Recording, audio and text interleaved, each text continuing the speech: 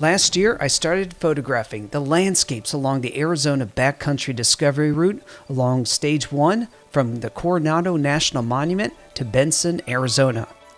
I discovered epic scenery in the Coronado National Monument and along the U.S.-Mexican border. I also enjoyed some camping and drew a little blood to finish this trail. Fast forward a year later, and I'm back on the trail, this time for stages 2 and 3, encompassing over 250 miles of wilderness adventure. We'll see epic scenery, have some great food, and get caught in an unexpected surprise. Let's do this.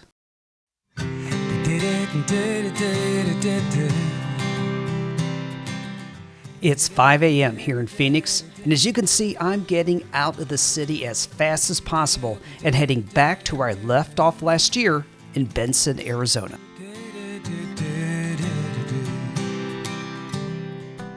Stage 2 of the Arizona BDR is over 120 miles of Sonoran Desert and mountain driving. So one of the things I like about doing trips like this is the remoteness of the environment you get to go into. Now, we're still on pavement right now, but soon it's going to turn to dirt. And I just passed a sign giving a little warning. The next services are 70 miles away. So we're definitely going to be heading out into some remote landscapes.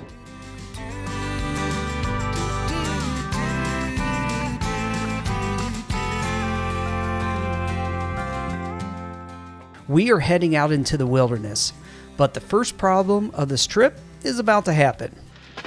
So we're 21 miles into the trail right now, and pavement is ending. We're heading in the dirt. So what I'm doing is just kind of reconfiguring the front seat here so I can have my camera with my 2 lenses up here, so it's nice and easy for me to pull over, capture some photographs of the landscapes, and hopefully even some wildlife. Well, most of the next 200 miles I'm going to be traveling is going to be on dirt, so time to air down, make this trip a little more comfortable. So the device I'm using to air down my tires will unscrew the tire core out of the valve and allow it to air down quickly. Normally it works. Sometimes it can be a bit difficult. You know, doing this, you gain experience, and sometimes that experience is gained when you don't want to. So while I was using this little tool to air down my tires, what it does is it screws onto the tire valve and then unscrews the pin to let the air out. Well, I was having some trouble with the front tire, so I was just going to just use a stick and push it in to air down the tire. Well, the pin wasn't all the way in, and when I pulled the device off, the pin flew out, and now I had my tire depressurizing uncontrollably. Took me 3 times to get the pin back in while the air was coming out of the tire, and I tell you what, I got it in just right when it hit 21 psi, and I was hoping to air down to about 20 psi. As with any overlanding adventure, the challenges are part of the fun. I don't just carry a full spare tire, but I can also repair both punctures and tears in my tires so I can keep rolling.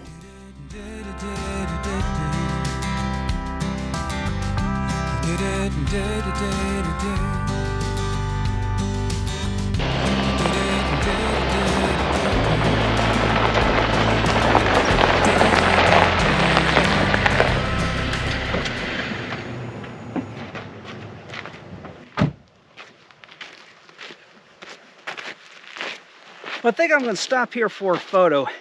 So there are some interesting hillsides here with some very sharp leading lines. I think I'm going to pull out my zoom lens and see if I can do a micro landscape.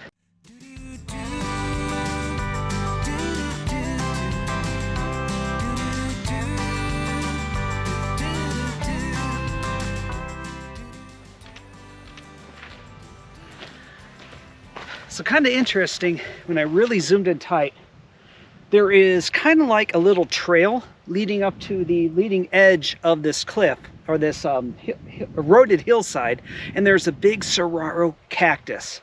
So I think when I crop this down a little bit, it may look pretty cool.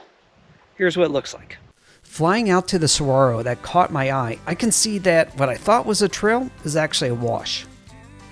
One problem with the Sonoran Desert is all the plants.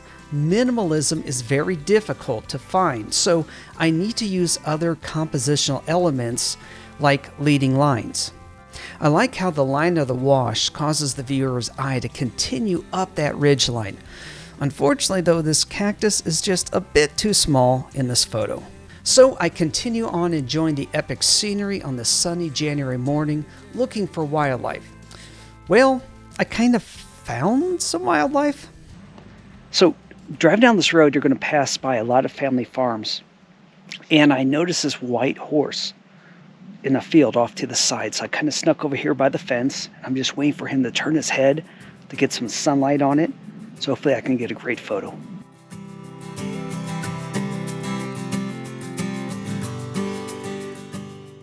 I wanted to make sure my new friend's head was in the sunlight. I took a lot of rapid photos to try and capture just the right moment while maintaining my focus on his eye. Moving along, this drive continues to be absolutely beautiful. The tops of the distant peaks are dusted with snow. Driving down these dry, dusty roads with the clear blue skies and high peaks is part of the reward of this trip.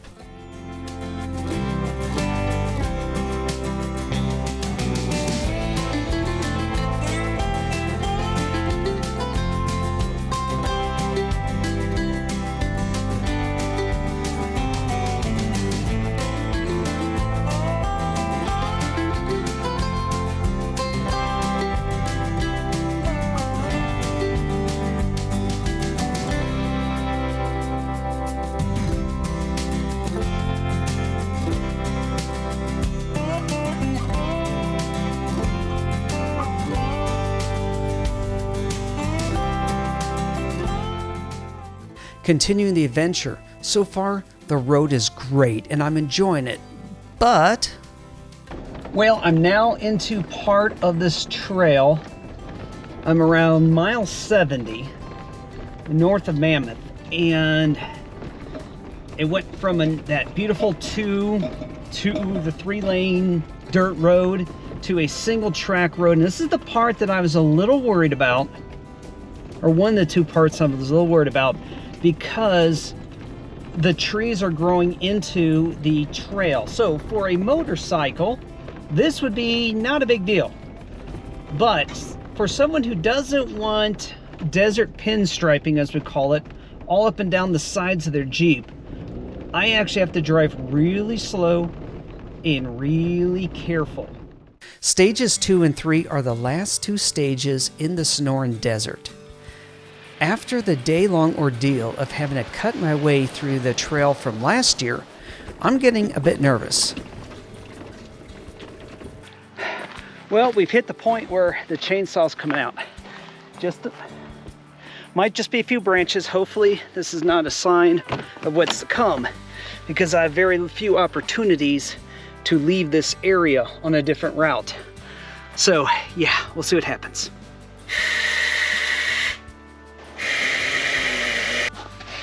All right, well, looks like for the next maybe half mile, it's gonna be like this. I don't have this kind of time. So I'm gonna find a spot here I can turn around. We're gonna go back to that train bridge that we're on. Looks like there might be on the other side of the railroad tracks, still on public land, some routes I can take to skip this section.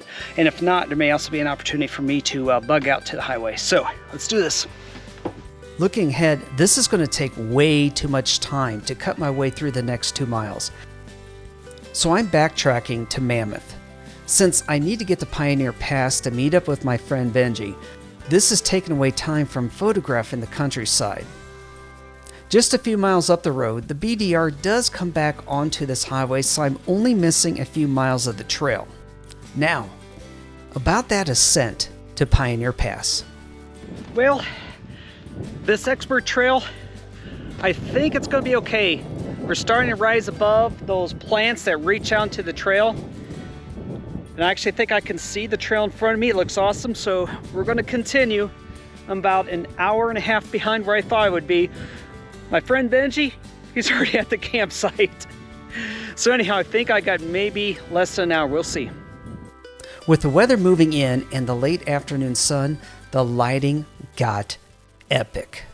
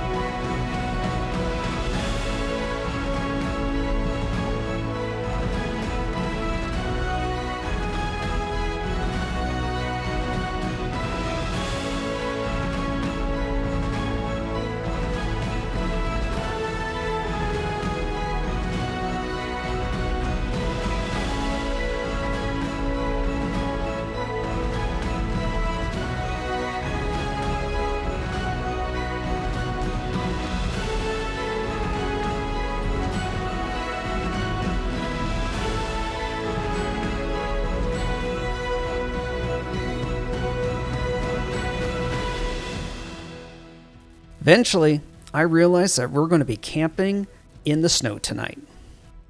I'll post more details about the campsite at patreon.com/EWJ.